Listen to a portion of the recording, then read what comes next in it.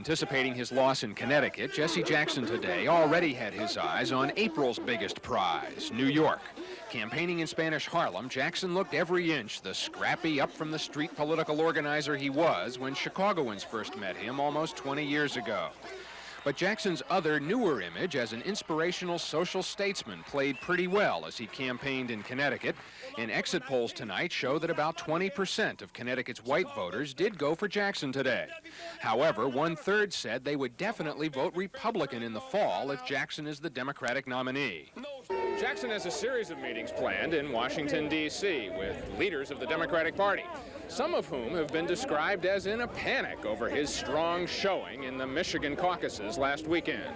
Their fears are unfounded fears. We're going to keep increasing the security level of people within the party and keep bringing more people into the party. Still, one of his opponents today suggested Jackson is too radical to be president. I am dismayed by his embrace of Arafat and Castro. I assume that he is stimulated by his own status in the campaign to attack me. I'm stimulated to keep hope alive. It's one of the most luxurious resorts in the country, familiar to Chicagoans by virtue of the gossip columns that chronicle the celebrity comings and goings at Rancho La Costa. Today, an unlikely visitor, a Chicago politician not usually seen in such plush precincts. Feel relaxed? Feel very good. For the children who rarely get time alone with Jackson, this 2-day stopover vacation is a golden moment. Our father, you know, when he goes away, you never know if he's coming back again. So it's wonderful for me to spend this time with him. This campaign is a very difficult time for our family. I remember, if you recall, the death threat that was actually the one that was publicized.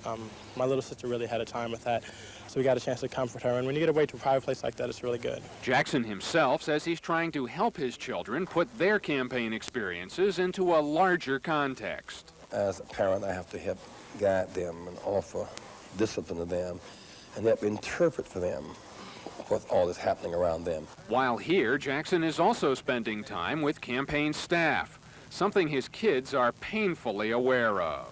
I'm hoping he'll get some sleep. I don't get the impression that he will, though, even here at La Costa. It's beautiful out here, but this guy's still working. After this idyllic interlude with his family and friends, Jackson returns to the political wars. He's flying to Chicago tomorrow evening, and on Saturday at Operation Push plans a big rally. In Carlsbad, California, Mike Flannery, the 10 o'clock news. After their 2.5-hour breakfast, Michael Dukakis and Jesse Jackson met with reporters. The picture was meant to suggest party unity. Dukakis praised Jackson as a great moral leader, and he said he wants Jackson's full support in his campaign for president. He will be doing everything he possibly can, and I want him to do everything he can to play the kind of critically important role in this campaign that he must. We'll be campaigning together, campaigning separately, but he'll be a very, very important member of this team. Jackson has been wanting commitments for a large role for himself in the campaign and the seating of many of his supporters on the Democratic National Committee.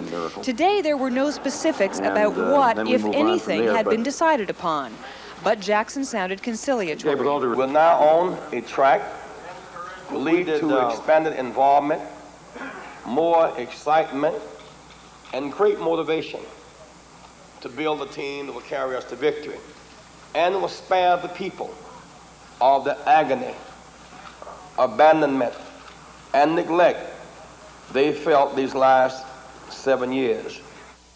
But at a meeting later with his delegates, Jackson said he'll still pursue his own agenda at the convention.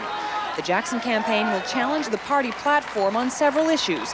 He will push his plan to raise taxes on the very rich and to cut defense spending. And Jackson revealed that he will attempt to install his own supporters on the Democratic National Committee and at the state and local levels of the party as well.